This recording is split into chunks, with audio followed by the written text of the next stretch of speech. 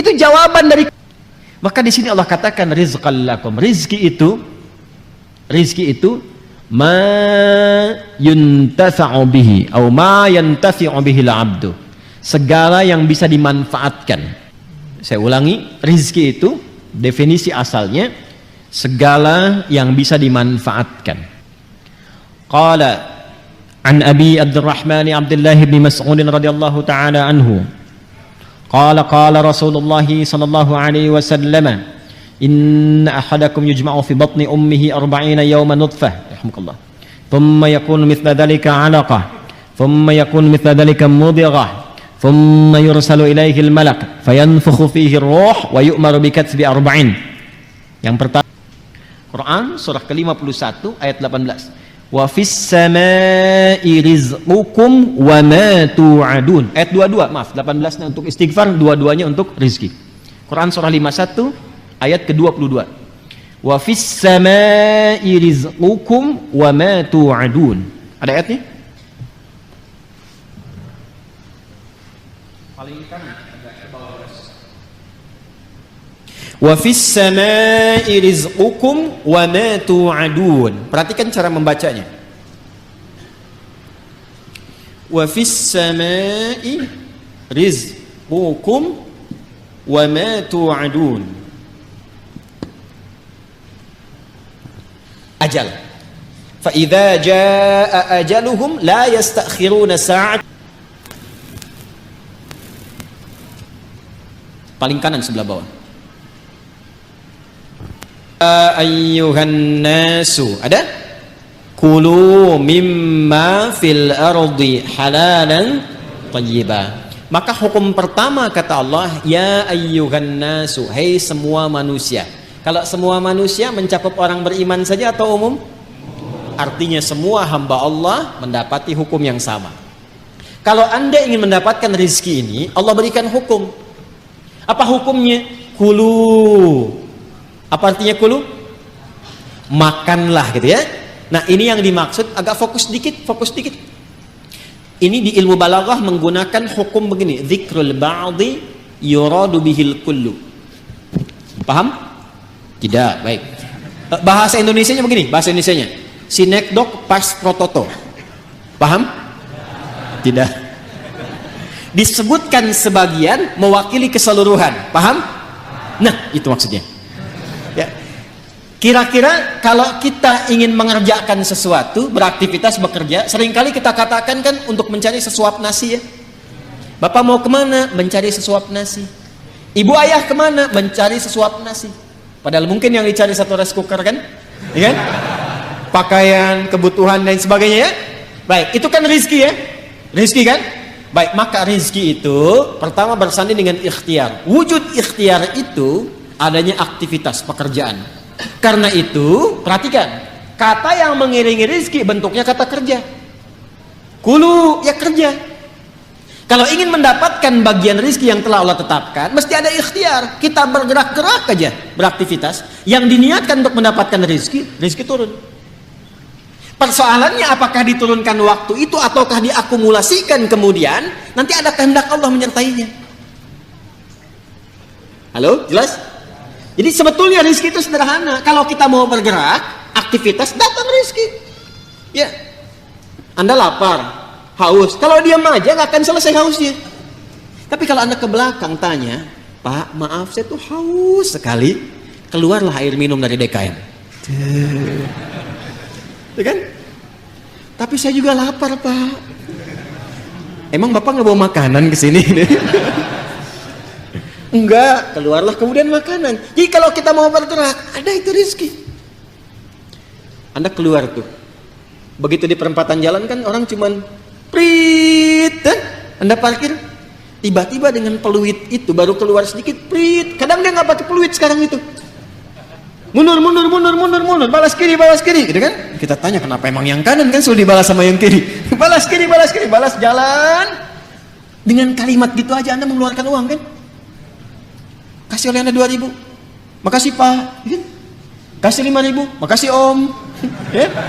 Udah pindah tuh. Kasih 10.000. Makasih Bos, gitu ya? Ya kan? Kebayang ya? Jadi kalau kita mau bergerak, sebetulnya rezeki itu turun. Hanya nanti ada yang diakumulasikan, ada yang diberikan seketika. Ada yang sifatnya akumulatif. Sebetulnya hasil ikhtiar Anda hari ini, cuman mungkin diberikannya besok. Pernah nggak Anda cari pekerjaan? Bahasa manusia ditolak di sini, tolak di situ, tolak di sini. Pernah ya begitu ya? Tapi tiba-tiba setelah seminggu, 2 minggu, 1 bulan, Anda mendapatkan pekerjaan yang tawaran gajinya di luar ekspektasi Anda. Pak, mau nggak nih? Ada peluang 9 juta. Ternyata itu hasil ikhtiar Anda dari hari pertama, kedua, ketiga dapatnya itu. Paham sekarang ya? Itu hukum pertama. Jadi nggak bisa mendapatkan rezeki dengan diam. Selalu ada ikhtiar. Tapi jangan sampai ikhtiar itu, awas, ditempuh dengan bentuk yang negatif. Atau didapatkan dengan cara ikhtiar misalnya, maaf ya, bukan dalam gerak yang positif. Negatif itu kan bisa maksiat, ya, atau pengertian yang kedua, tidak bergerak sehingga sakit. Dengan sakit itu rezeki datang. Paham nggak? Anda nggak minum sampai sakit, tuh kan? Nah, begitu sakit, tiba-tiba datang orang nengok, bawa buah, gitu kan? Bawa makanan. Jangan diikhtiarkan dengan sakit untuk mendapatkan itu. Paham? Atau yang kedua, dengan cara maksiat. Seseorang menempuh maksiat, menempuh cara yang tidak dibenarkan, yang menimbulkan persoalan. Sesuatu yang menimbulkan persoalan, kemudian persoalan itu bisa diurai sehingga lurus kembali, keadaan yang lurus, benar, nggak ada soalnya, itu disebut dengan halal namanya. Dari kata ahalla yuhillu. Kata ahalla dari kata halla. Orang Arab kalau mengatakan hillul mushkilah, artinya, atau hillul ahbal, benang yang kusut bisa diurai lagi. Sehingga dia menjadi lurus. Sesuatu yang lurus yang tidak ada persoalannya disebut dengan halal namanya. Jelas? Nah, maka ketika Anda menempuh mencari rezeki ini, carilah yang lurus-lurus saja. Cari yang lurus, jangan cari sesuatu yang membuat kehidupan Anda jadi kusut. Karena itu segala bentuk pintu yang mengantarkan pada kekusutan hidup, yang memungkinkan Anda menjadikan hidup bermasalah, dilarang oleh Allah. Jangan lakukan ini, jangan kerjakan ini. Lawan dari sesuatu yang lurus, yang larangannya ditampilkan sehingga mencegah kita dari kesulitan, disebut haram namanya. Karena itu dihadirkan lawan halal itu dengan haram. Halal pada asalnya menunjuk pada keadaan lurusnya, sedangkan haram hukum pencegahannya. Saking sayangnya Allah kepada kita, saya inginkan hidupmu itu lurus. Jangan ada masalah. Jangan sampai kamu bapaknya yang korupsi, anaknya yang dibully. Jangan sampai bapaknya yang bermasalah, anaknya yang di sekolah yang diserang oleh teman-temannya. Anak SD diteriaki, bapak kamu koruptor ya, bapak kamu koruptor ya. Apa Anda tega melihat anak Anda bermasalah di sekolahnya hanya karena perbuatan bapaknya? Tuh. Maka kata Allah yang lurus-lurus saja. Gak usah menipu, gak usah korupsi, gak usah nyogok, lurus aja. Kan tadi tahu rezekinya sudah ditentukan, gak akan tertukar. Besok meninggal juga kok. Mau meninggal besok? Paham gak? Paham sampai sini ya? Nah, kalau sudah paham, kalau sudah dapat yang itu, cari yang baik-baik untuk tubuh kita. Tadi jangan sampai mendapatkan sesuatu, betul cara dapatnya halal. Cuman mengonsumsi yang lain yang kira-kira nggak sehat untuk tubuh. Dapat harta dengan halal, beli duren. Durennya bagus, tapi kalau makan duren 100 biji, kan masalah. Maka idealnya dapatkan dengan cara yang benar, konsumsi dengan cara yang menyehatkan. Cara yang menyehatkan itu bahasa Arabnya thayyib. Dari kata tabba, ya kan? Orang yang berkontribusi membantu supaya sehat disebut tabib, bahasa kitanya dokter. Maka Allah tegaskan supaya kita nggak banyak nanya lagi, kulu mimma fil ardi halalan, itu maksudnya halalan thayyiban. Ya. Jadi mencari rezekinya di mana? Halo? Di langit telah ditetapkan rezeki, diturunkan ke mana? Ke bumi. Maka cara kita berikhtiar, ikhtiarnya di mana? Di bumi. Tapi apakah mungkin mencari rezeki di bumi, semuanya bumi kita kelilingin? Tidak kan? Karena itulah ayatnya mengatakan mimma, singkatan dari min dan ma, di setiap tempat yang mampu engkau pijak. Jadi kalau misalnya Anda merasa nggak ada peluang di sekitaran ini, pindah. Kan Bekasi luas. Itu baru Bekasi. Nggak ada di PTM pindah PJS, nggak ada PJS pindah Greenview, nggak ada di sini pindah Pekayon. Pekayon aja masih luas. Nggak ada di selatan pindah utara, nggak ada di utara pindah timur, ya kan? Nggak ada di timur pindah dari kota ke kabupaten Bekasi. Nggak ada di situ geser pindah Depok, nggak ada Depok pindah. Banyak sekali tempat bisa dipijak. Jangan jadikan alasan ketika nggak menemukan di satu tempat Anda berbuat maksiat. Bukan Anda di sana maksudnya ya, ini contoh aja umum. Jangan jadi alasan kalau Anda tidak mendapatkan di satu tempat, jangan jadikan pijakan itu untuk berbuat maksiat. Aduh, udah sekarang susah Ustaz dari yang halal, itu aja dari yang haram susah. Kenapa sih harus selalu banyak alasan? Allah sudah menjamin, kenapa manusianya bikin susah? Paham sampai sini? Jelas ya? Nah, ini bagian yang pertama, ini hukum umum. Jadi kalau ingin mendapatkan rezeki, ingin mendapatkan kesuksesan dalam konteks berkehidupan, maka silahkan beraktivitas, silahkan bekerja, silahkan semangat, dan iringi pengetahuan untuk menambah itu, menambah kuantitas dan kualitasnya. Biasanya nanti persamaannya semakin tinggi ilmunya, semakin juga cepat mendapatkan rezekinya. Makanya S1 dengan S2 beda kan? Dari salarinya saja kan? S2 dengan S3 beda kan? Ya kan? Nah, maka kalau ingin tingkatkan silahkan ada skema pengetahuan, ada skema rajin untuk beraktivitas. Semakin Anda menguatkan diri, semakin rajin, semakin kuat, semakin banyak bisa didapatkan. Jadi kalau masalah rezeki, yang teori pertama hukum umum tidak dikorelasikan dulu dengan iman. Jadi di sini tidak bisa Anda berkata begini, ya Allah, aku sudah beriman, kenapa dia kaya aku tidak? Padahal dia nggak beriman. Allah balik nanya, kamu kerja nggak Joni? Kan aku udah bikin hukum, dia memang belum beriman, tapi dia lihat tuh keluarnya kapan, kerjanya bagaimana. Kamu belajar 2 jam, dia 8 jam, ya kan? Dia punya kreativitas, punya inovasi, kamu cuma lihat, manfaatkan, kerja begini, kamu ketinggalan. Kalau kamu mau seperti itu, ya kamu taikan tenaganya, ekstra, tambahkan, dan seterusnya. Kan F1 sama dengan F2 kan? Gaya gerak sama dengan gaya dorong. Apa yang didapatkan itu yang keluar, gitu kan? Dan seterusnya. Nanti banyak kalau fisika bisa kita turunkan lagi. Ada hambatannya, ada macam-macamnya, ada tantangannya. Hukum Pascalnya kan apa? F sama dengan P kan? Gaya berbanding lurus dengan tekanan kan? Iya kan? Jadi kalau Anda bergaya ingin tampil, ingin keluar, akan selalu ada tantangan-tantangan di depan. Dan semakin banyak gaya, semakin banyak tantangan. Ya kan? Semakin banyak gaya, semakin banyak tantangan. Semakin ingin bergaya, semakin banyak tekanan. Kan F berbanding lurus dengan P. Ya, belajar fisika ya? Baik. Nah, itu hukum pertama. 2, Ustaz, ya Allah, kami beriman. Apa manfaat iman kami untuk rezeki kami? Ini mahal ini informasinya, karena dari Quran langsung. Apa manfaat iman kami untuk rezeki kami? Maka bagi insan beriman dipindahkan oleh Allah ayatnya dari hukum umum ke hukum khusus. Pertanyaannya, sampai malam ini waktu Indonesia bagian barat ini dari Bekasi, kita semua, kita udah masuk ke hukum ini belum? Pertanyaannya begini, kita beriman tidak? Beriman. Sekarang Allah turunkan hukum khusus bagi insan beriman yang tidak berlaku umum. Kalau kita ikuti, maka terjawab pertanyaan kita, ya Allah, apa manfaat iman kami kepadamu yang hubungannya dengan rezeki? Dampak iman kami terhadap rezeki apa? Maka diturunkanlah ayat 172 di surah Al-Baqarah itu. Yang tadi 168 sekarang pindah ke 172. Paling kiri agak ke atas sedikit ya. Maka yang tadi ya ayyuhan nasu, yang ini ya ayyuhalladzina amanu. Sudah beda ya? Yang Al-Baqarah 168 ya ayyuhan nasu. Al-Baqarah 172 ya ayyuhalladzina amanu. Jelas? Hei semua yang telah menyatakan dirinya beriman, kulu, tetap sama dulu, ikhtiarnya sama. Jadi bukan berarti sudah beriman gak ada ikhtiar. Tetap kamu pun kalau sudah beriman, tetap hukum ikhtiar berlaku kata Allah. Yang gak bisa, ya Allah asyhadu an la ilaha illallah asyhadu anna muhammadar rasulullah, jatuh emas 10 kilo dari langit, boom. Gak begitu. Tetap ikhtiar, kulu, kerja juga. Tapi perhatikan cara bekerjanya insan beriman. Ini yang ingin saya maksudkan. Dan ini bukan sesuatu yang menghasilkan keluhan.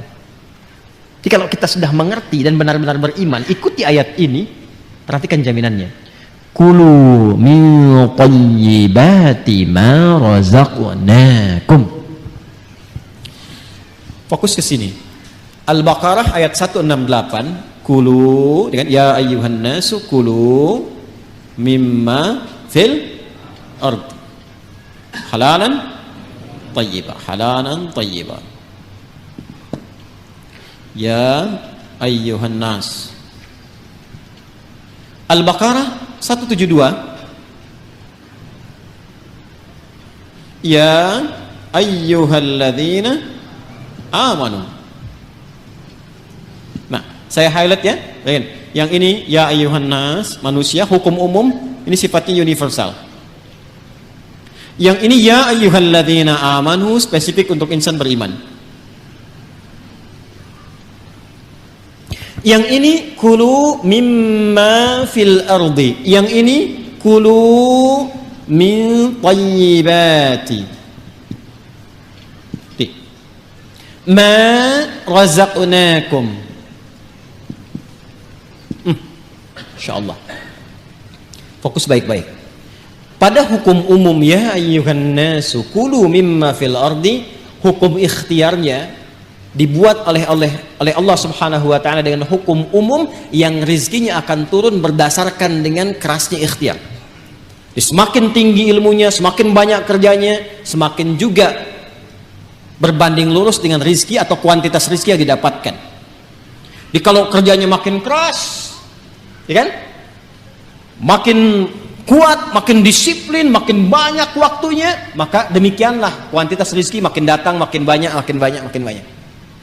Bagi insan beriman, Allah rubah hukumnya. Perhatikan, kulu min tayyibati, dihapuskan kalimat mimma fil ardinya. Ini asalnya begini bunyinya, min, ma. Kulu silahkan kerja, aktivitas ikhtiar. Mimma fil ardi, di setiap tempat yang kamu bisa jejak di bumi. Gak ada di sini, pindah sini, pindah sini, pindah sini, mencari. Ya kan? Bagi insan beriman yang benar imannya, oleh Allah dihilangkan kalimat ininya, maksudnya tidak digunakan kalimat ini. Kulu langsung pindah ke sini. Kata tayyib dijamakkan berbentuk tayyibat. Dibuang halalnya, dimunculkan kata tayyibnya dalam bentuk jamak. Kulu min tayyibati ma razaqnakum. Dan yang paling dahsyat, diganti kata mimma fil ardi dengan kalimat ma razaqnakum. Perhatikan cara menerjemahkannya. Kalau kita baca Quran, bacanya begini, ya ayyuhalladzina amanu kulu min tayyibati ma razaqnakum. Tapi kalau kita terjemahkan, cara membacanya begini. Hai semua insan beriman, ma razaqnakum, telah banyak aku siapkan, dengan keagunganku aku telah siapkan rizki untukmu. Jelas? Paham gak sampai sini? Nah, bagaimana cara mendapatinya? Maka mencarilah, berikhtiarlah untuk mendapatkan aku yang telah siapkan itu, yang telah aku siapkan itu dengan imanmu. Bagaimana ya Allah cara mencari rizki dengan iman? Pertama, Allah buang pada bagian kedua kata halal yang gak disebutkan. Yang ini halalan thayyibah, yang ini dibuang kata halalnya. Tidak ditemukan kata halal. Ya ayyuhalladzina amanu kulu min thayyibati, halalnya kemana? Kenapa dibuang kata halal? Karena bagi insan beriman itu, imannya sudah otomatis membimbing ia pada segala yang halal. Pengertiannya apa? Pengertiannya, setiap insan beriman itu mustahil mencari yang haram.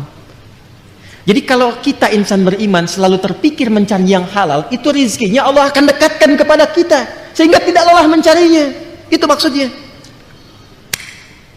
Jadi sekarang kalau mau kerja, kalau mau cari apapun, yang dibayangkan pertama kali jangan sulitnya dulu, jangan capeknya, jangan jauhnya, yang dibayangkan halalnya. Ya, jadi yang terbayang itu apa yang dihalalkan oleh Allah. Konsultasi ke ulama, lihat bakat Anda, minta sama Allah. Kalau Anda lakukan ini, kata Allah, aku mudahkan engkau mendapatinya, bukan engkau lelah mencarinya. Itu yang dimaksudkan. Jelas sampai sini? Nah, kalaupun sudah dapat, iman itu akan membimbing kita untuk selalu menyikapi rezeki dengan asas manfaat. Jadi yang Allah berikan nanti berkahnya. Dan berkah itu nggak dilihat pada banyaknya.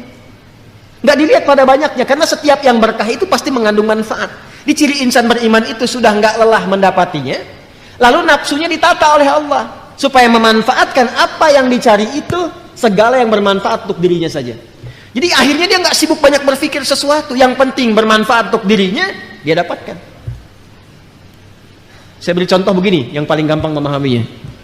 Bapak Ibu kalau haus itu butuh apa? Minum. Sederhananya kan ada minuman, kita minum selesai haus kan? Itu konsep dasarnya. Jadi kalau ada air bening, ini air misalnya bening, airnya bagus, menyehatkan, baik. Kalau diminum, hausnya hilang nggak? Nah, itulah asas manfaat namanya. Saya bukan ingin contohkan saya minum, bukan. Saya tidak terbiasa ceramah sambil minum. Ya, karena memang nggak mungkin ceramah sambil minum gitu ya. Ya simpan dulu. Gitu. Yang saya ingin katakan, prinsip minum itu menghilangkan haus. Tapi persoalannya ketika nafsu menunggangi itu, ini masalah. Minum Pak, nggak mau yang ini ya, pengen buah naga. Naganya coba yang di Depok ya caranya. Kebayang nggak? Sekalian beli nasi goreng ya ke Kebon Sirih, mampir di situ. Jam segini suruh nari nasi goreng yang di Kebon Sirih. Padahal di depan udah banyak keliling-keliling, tek. Nyari sana macet, dapat buah naga, begitu mau Kebon Sirih tutup. Akhirnya nggak makan gitu. Itulah nafsu. Itulah nafsu. Kalau sudah ditunggangi oleh nafsu berdasarkan provokasi setan. Paham nggak sampai sini? Maka insan beriman itu kalau dia mencari rizki dengan imannya, maka Allah akan bimbing ia mendapatkan rizki itu dan dijamaahkan bentuk thayyibnya dalam bentuk berkah. Min thayyibati, aku tambahkan kualitasnya sekalipun dalam pandangan manusia kuantitasnya terlihat sedikit. Contoh begini, 1 juta dengan 10 juta banyak mana? Tapi kalau 1 jutanya berkah, maka akan berbeda kisahnya. Akan berbeda kisahnya. 1 juta kalau berkah dengan 10 juta tidak berkah, demi Allah saya katakan 10 juta tidak berkah, besok dipakai besok habis. 1 juta berkah, besok dipakai sampai akhir bulan gak habis-habis. Gak habis-habis. Saya pernah kisahkan ini kan, saya punya teman dulu di Tripoli itu. Ya, dia dari Bukit Tinggi itu diberikan oleh ibunya yang penyayang, Masya Allah, rizki yang paling halal yang pernah dikumpulkan oleh ibunya, sejumlah $50. Ia berangkat teman-teman sampai di Tripoli selama 4 tahun, itu nggak habis $50 itu, dan nggak pernah terpakai $50. Sampai dia berazam mohon pada Allah, saya ingin ganti perjuangan ibu saya memberi saya ini dengan menghajikan beliau, dan dikabul oleh Allah. $50. Mencobalah main ke daerah-daerah. Kadang-kadang memang mesti kita ke desa-desa, rindu suasana itu. Cobalah, Masya Allah. Hidup dengan 100.000, 200.000, 1 bulan cuma 300.000. Tapi kalau kita datang tuh ikan ada, buah ada, kayaknya nggak pernah ada masalah, senyum gitu. Ayo damang, Alhamdulillah saya Pak, Masya Allah, ayo kan dia tuang, tuh dia tuang. Jadi Masya Allah, makan dengan sambal aja, dengan kecap, dengan kayaknya enak gitu kan.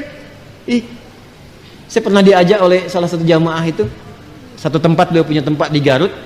Ini kisah nyata, kakeknya itu baiknya luar biasa. Ini nyata ya, saya nggak pernah cerita mengarang gitu.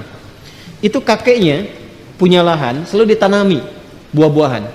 Bahkan yang punya tetangga pun beliau kasih itu benihnya. Sampai cucunya yang dekat dengan kami, sampai bingung nanya, kayak kenapa harus tambahin begini? Nggak apa-apa, yang penting manfaat. Sampai sekarang, teman-teman sekalian, itu Masya Allah, kalau sudah tumbuh kayak alpukat itu nggak kenal musim. Dia selalu tumbuh di musim manapun, dan kalau sudah habis muncul lagi buahnya. Itu besar buah alpukatnya itu bisa sebesar cangkir kelapa itu. Lalu ikan-ikannya tuh, Masya Allah, ikannya ada, airnya mengalir dari Cipanas hangat gitu ya. Itu selalu seperti itu, berkah, baik. Itulah keberkahan. Jadi kalau datang ke sana, ikan tinggal mancing ngambil sendiri, alpukat ada, kelapa ada, dan itu sesuatu yang sangat indah, uniknya nggak habis-habis. Kan siapa yang menjadikan itu? Allah kan? Tadi hukumnya kan? Fa akhraja bihi minas samarati rizqan lakum. Jadi sebetulnya kalau kita mencari pakai iman, dunia ini nggak jadi beban. Yang jadi beban itu nafsu. Iya kan? Ya, yang jadi beban itu apa? Nafsu. Pakaian fungsi menutupi aurat, tampil dengan baik. Tapi kalau semua model ingin dimiliki, capek kan? Cuman sekedar beli daster harus ke Paris. Padahal Citayam mungkin banyak gitu kan?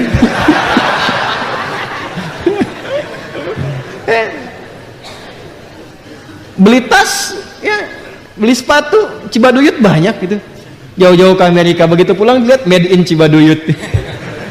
Ya.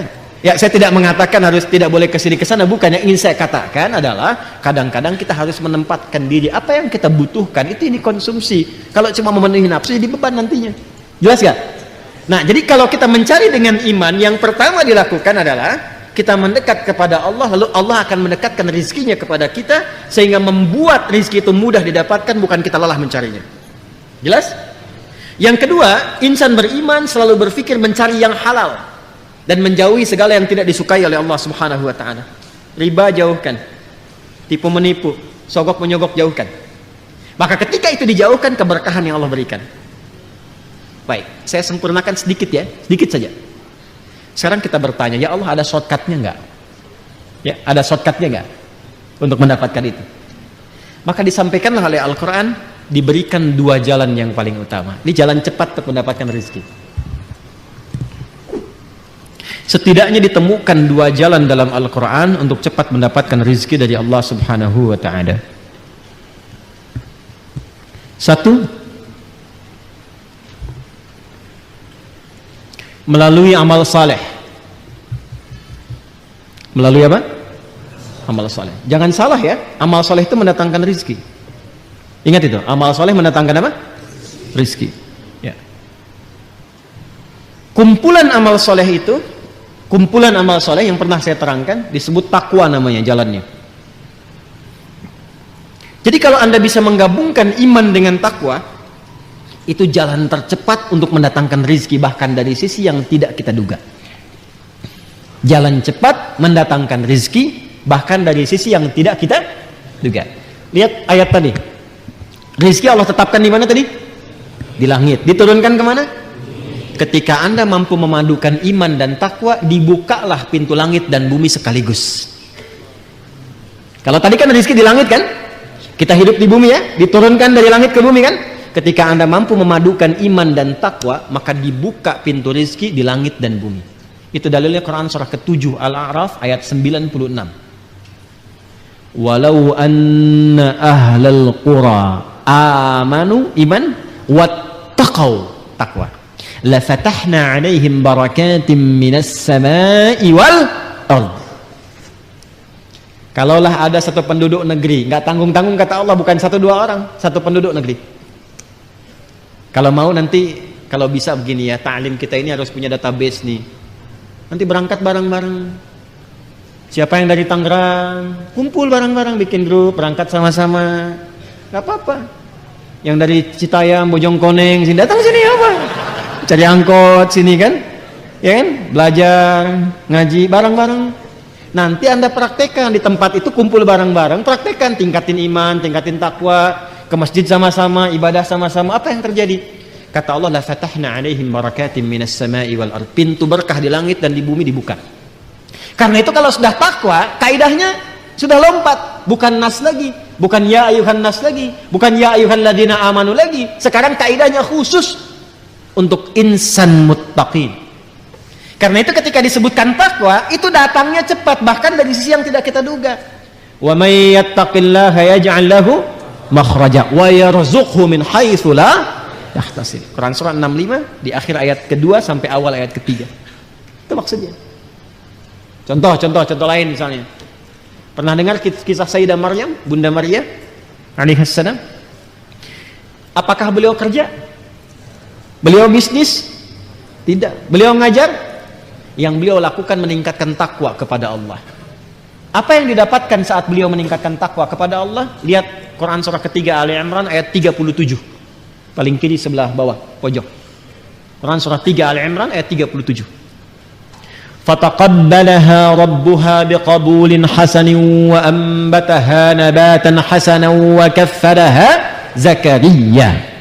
كلما دخل عليها زكريا المحراب وجد عندها رزقا قال يا مريم أنى لك هذا قالت هو من عند الله إن الله يرزق من يشاء بغير حساب.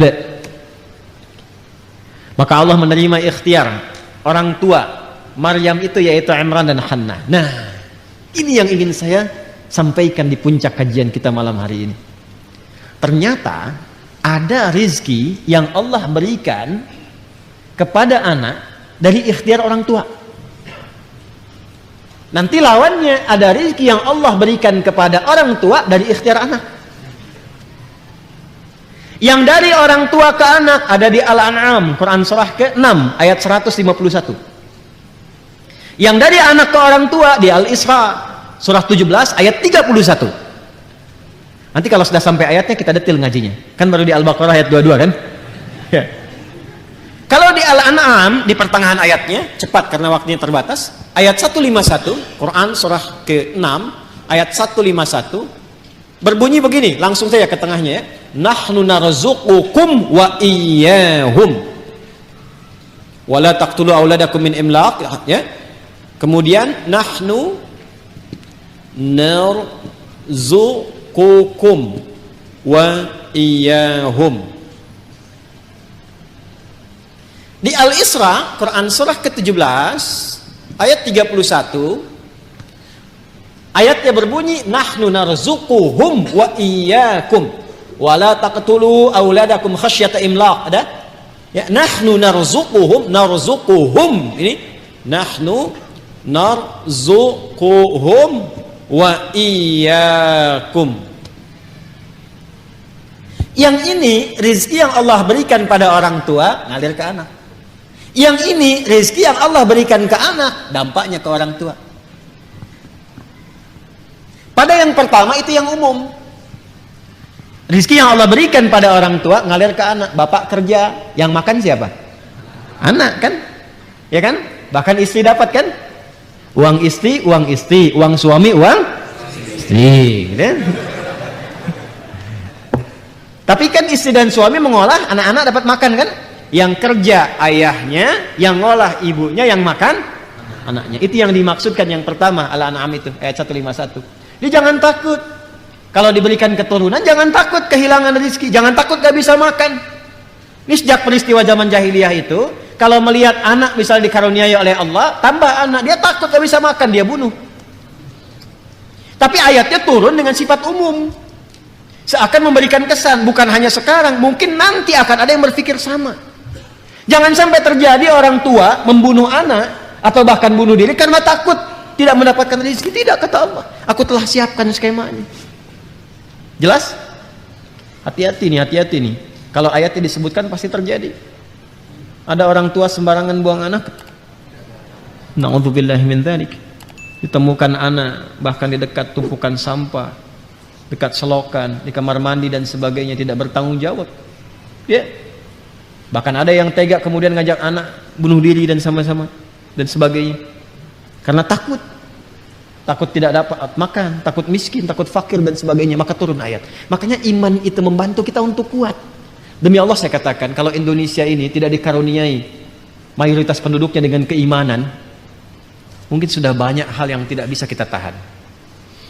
Ya, di Jepang itu kalau banjir teman-teman sekalian, pada pusing. Ada yang bunuh diri, ada yang ribut, ada yang macam-macam. Di kita hujan banjir berenang, nggak susah. Ya, alhamdulillah kita santai-santai aja kan, ya kan? Wah, masya Allah gitu. Indonesia tuh luar biasa lah pokoknya. Segala bisa jadi ada kan, ya kan? Anda pergi ke Eropa sana, orang nyembeli kambing kepalanya dibuang. Di kita masak, di sop, ya. Ya, kambing itu kambing guling, kambing bakar, kambing macam banyak tuh menunya. Kepala ikan dibuang, di kita dibikin bumbu baru, ya kan? Apa aja pokoknya tuh, ya, apa aja jadi ya. Makan nasi ini, nasi sudah nggak cocok, besoknya sudah nggak bagus, jemur kering, jadi apa? Rengginang. Rengginang udah bosan, ganti lagi jadi apa lagi? Gipang kan, ya kan? Semua tuh, bikin bubur, bikin ini, pokoknya top lah Indonesia tuh. Ya. Tapi iman itu membuat kita lebih kuat. Ya, lebih kuat. Makanya kalau kita beriman jangan takut, Pak. Kerja, aktivitas saja. Allah kirimkan. Yang bikin repot tuh kalau nafsunya banyak. Makanya didik anak itu untuk mendapatkan berkah. Jangan dididik anak mendekatkan kepada nafsu. Kalau dididik mendekatkan kepada nafsu, nanti tuntutannya ke orang tua tinggi. Ya. Anak Umar bin Khattab itu anak presiden. Pakaiannya bolong. Karena bapaknya berusaha memberikan yang terbaik, yang ada yang itu yang tambalan karena mengejar akhirat itu. Datang kepada ayahnya mengadu dengan bersedih. Kenapa nak? Teman-temanku pakaiannya bagus-bagus katanya. Tidakkah engkau ingat kalau bahasa kita? Kita kan nanti bagusnya di akhirat. Di sini kan sementara saja. Ya, ayo nikmati dengan apa yang Allah beri. Nanti di akhirat kita lebih bagus daripada mereka. Itu bisa balik lagi dengan tertawa. Bisa nggak bikin begitu tuh? Permen. Mobil. Bisa nggak bikin begitu tuh? Bisa nggak belikan anak mobil-mobilan ditata, latihan sholat? Berikan sendal, katakan padanya Allah yang memberikan kita ini, titipkan sama adik. Pakai yang baik ya, pakai ke masjid, pakai sekolah dengan semangat, doakan papa ya. Pernah nggak titipkan ibu pada anaknya ketika ayahnya mau berangkat, doakan ayah ya. Coba bilang sama ayah, Pak jangan cari yang haram ya. Itu Masya Allah, anak TK kalau bisikan di telinga terjaga belum sampai kantor. Ya, paham? Itu sederhana tapi dalam gitu. Sederhana tapi dalam. Itu yang dimaksudkan itu. Nah yang kedua gini, yang kedua ini yang mahal sekali dan saya akhiri di sini. Nahnu narzuquhum wa iyyakum. Ada rizki yang Allah tetapkan lewat anak tapi orang tua dapat. Seperti Imran dan Hannah pernah menyiapkan Maryam dan dengan itu orang tua dapat. Ibu sekarang masuk TK mahal nggak? TK ya? Saya kadang-kadang bingung juga dapat apa di TK di SD. Masuk SD mahal ya? Udah puluhan juta sekarang ya? Ya SMP demikian ya? Dan seterusnya.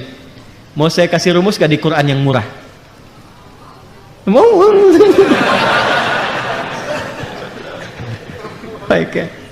Maka rumusnya sederhana. Dekatkan anak ibu dan bapak sejak dini kepada Allah. Nanti Allah yang akan meringankan segalanya. Itu bahasa Quran, bukan bahasa saya. Jadi ketika Imran dan Hannah menyiapkan Maryam dalam kandungan, sudah disiapkan untuk mendekat kepada Allah. Makanya ketika Maryamnya lahir dan persiapan itu sudah sempurna, apa jawaban Allah di Ali Imran ayat 37 tadi? Fataqabbalaha rabbuha biqabulin hasanin. Kalau sampai situ diterima saja, ayatnya belum selesai. Wa ambataha nabatan hasana. Saya terima ikhtiar kedua orang tua itu, kata Allah. Dan karena saya terima, saya akan mudahkan. Selanjutnya Allah yang merawat, Allah yang memberikan segalanya. Walaupun secara ikhtiar Nabi Zakaria ditugaskan oleh orang tuanya. Imran kan meninggal sebelum Maryam lahir kan? Dipilih Zakaria alaihissalam untuk memberikan kebutuhan Maryam, tapi Allah nggak berkehendak. Aku sudah terima, biarkan aku yang memberikan semua kebutuhannya. Maka setiap kali Nabi Zakaria mengantarkan kebutuhan Maryam, pakaiannya, makanannya, apapun itu sudah ada di dalamnya, dalam mihrabnya. Itu setiap kali. Dahsyatnya bukan musim apel, ada apel, gimana tuh? Maka sekali Nabi Zakaria membiarkan, 2 kali, 3 kali ditanya. Beliau tahu, karena kan Nabi ini dari Allah, tahu, tapi ingin menguji di lisan Maryam, keluarkah kalimat itu atau tidak. Maka ditanya, ya Maryamu anna laki hadha. Maryam dari mana semua ini? Nah ini yang mahal. Qalat huwa min indillah. Ini semua dari Allah. Jadi kalau anak-anak itu dari kecil sudah ditautkan dengan Allah, maka semua kalimat yang keluar di lisannya Allah. Nah kalau bisa firman Allah itu hadirkan dalam jiwanya. Kalau sudah firman Allah hadir di jiwanya sejak dia kecil, itu dijaga oleh Allah itu. Dan ketika dijaga meringankan beban yang bapak ibu anggap sebagai beban untuk memberikan rezeki. Nggak percaya silahkan, firman Allah hadirkan. Jadikan dia penghafal Quran dari sejak kecil. Tiba-tiba apa? Mau masuk sekolah ada beasiswa untuk menghafal Quran. Padahal sudah Allah siapkan. Jalurnya Allah siapkan. Tiba-tiba apa? Ada kiriman makanan. Tiba-tiba apa? Ada undangan ini, undangan itu dan sebagainya. Itu cuma wasilah saja. Pada akhirnya itulah perhatian Allah kepada hasil ikhtiar bapak dan ibu. Kok bisa anak yang hafal Quran yang umroh bapak ibunya ikut? Padahal dari dulu nabung nggak jadi-jadi tuh. Hah? Maka cari wasilah takwa, titipkan itu lewat anak, maka lihat apa yang terjadi setelahnya. Itu akan ringan. Ya. Cobalah, ya, coba. Dan itu akan ringan. Demi Allah saya katakan itu akan ringan. Itu yang dimaksud nahnu narzuquhum wa iyyakum. Jangan takut. Kalaupun ada Allah titipkan anak, jumlahnya berapa, laki-laki, perempuan, semua rezekinya sempurna. Tapi kalau ingin cepat, kata Allah, investasikan dari awal. Sehingga dunianya nggak terlalu capek, bebannya nggak banyak. Sekarang saya perhatikan kalau ngelihat orang tua, kok bayangannya tuh ingin dunia saja gitu. Kenapa sih takut anaknya masuk pesantren? Masuk pada diniyah, sekolah-sekolah Islam. Dan saya juga pesan tuh pada yang aktif di sekolah-sekolah Islam itu, berikan pendidikan yang benar, jangan cari dunia juga.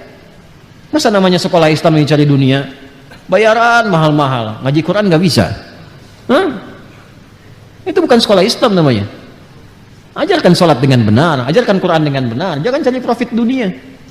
Nggak apa-apa mendapatkan bagian dari rezeki dunia, tapi akhirat itu utamakan. Jangan sampai bayarnya lebih mahal dari sekolah umum, tapi akhiratnya nggak dapat. Itu hisabnya besar sisi Allah Subhanahu Wa Taala karena bawa nama Islam. Mohon maaf ya, mohon maaf gitu. Ini mengingatkan saja. Paham? Alhamdulillah. Baik, ini yang dimaksudkan. Nah, kalau kita umum ingin cepat mendapatkan itu, nanti rajin baca Quran. Contoh, ini malam apa? Besok hari apa? Nah, ada ibadah apa? Udah pasti kan? Malamnya Jumat, harinya Jumat, sholatnya sholat. Kebanyakan pada saat Jumat cuman sholat Jumat saja. Padahal di Jumat itu Allah telah terapkan skema memudahkan rezeki. Kan ayat Jumat itu, sholat Jumat kan 11 ayat, bukan cuma 1 ayat. Kenapa ngajinya ayat 9 aja, 10-11 yang nggak dibaca? Coba deh buka Quran surah Al-Jumu'ah, surah 62, ayat 9 sampai 11. Jangan cuma 9 aja. Kalau 9 cuma kewajibannya.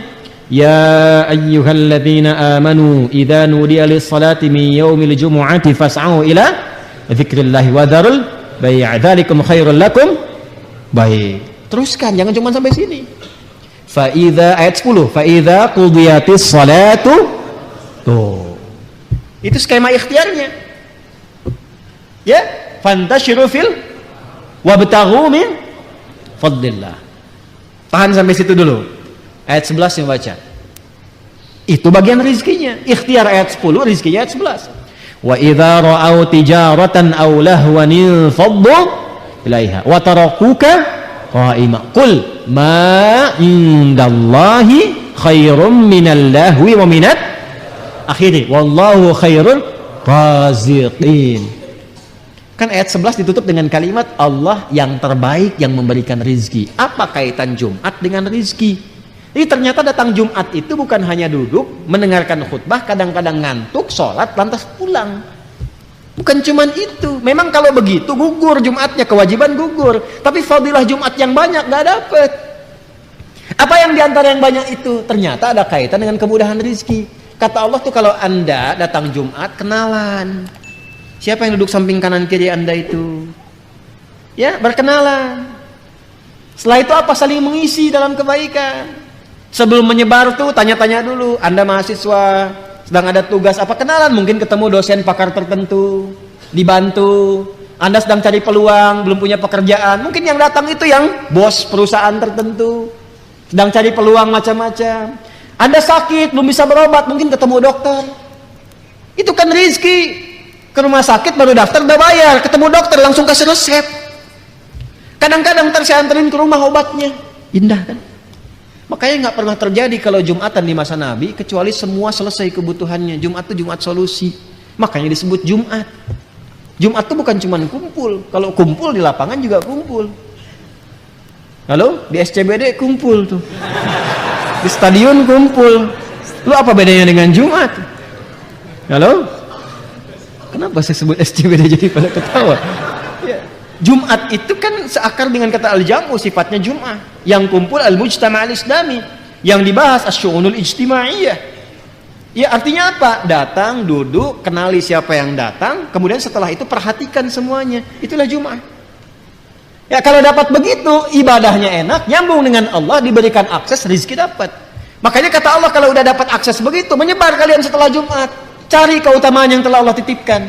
Jadi kalau aksesnya sudah banyak, linknya sudah banyak, telepon sana sini, kerja disatukan, dapat rezeki tambahan. Halo? Jadi kan? Ya, bangun itu. Jadi Islam tuh kalau dipraktekkan, makanya jangan hanya simpan Islam di aspek ritual saja. Islam tuh ada di sosial, Islam tuh ada di pekerjaan, ada di kantoran, ada di manapun yang bisa kita praktekkan dalam kehidupan. Itu yang dimaksudkan rizqal lakum. Paham ini? Ya kalau sudah paham, Allah baik tidak? Allah sayang tidak? Baik. Kalau yang ada yang menyayangi kita, ada yang baik pada kita, boleh nggak kita kecewakan? Hah? Boleh nggak kita khianati? Maka Allah tegaskan, fala taj'alu lillahi andada wa antum ta'lamun. Kalau sudah paham itu semua, aku baik, aku perhatian, aku siapkan kebahagiaan, kesenangan untuk kalian, maka jangan sekali-kali kalian mengkhianati aku, kata Allah. Jangan jadikan apapun dan siapapun seperti serupa denganku. Andada jamak dari kata naddan atau niddan, bimakna al-mithli wal adli atau adli, sesuatu yang diserupakan. Jadi maksudnya apa secara singkat? Jangan pertuhankan selain Allah Subhanahu wa taala, sedangkan kau sudah tahu yang Tuhan siapa? Allah. Yang menciptakan kita siapa? Yang menciptakan orang sebelum kita siapa? Yang menciptakan langit bumi siapa? Kalau sudah tahu Allah Tuhan dan menyayangi kita, maka jangan pernah menuhankan selain Allah Subhanahu wa taala. Ketika itu dilakukan, maka semua nikmat-nikmat yang tadi maka akan berguguran sedikit demi sedikit, termasuk unsur keberkahannya. Makanya kalau sudah bergeser dari Allah, pasti nanti yang tadi yang baik-baik itu akan berkurang. Contoh, ibadah pasti akan berkurang.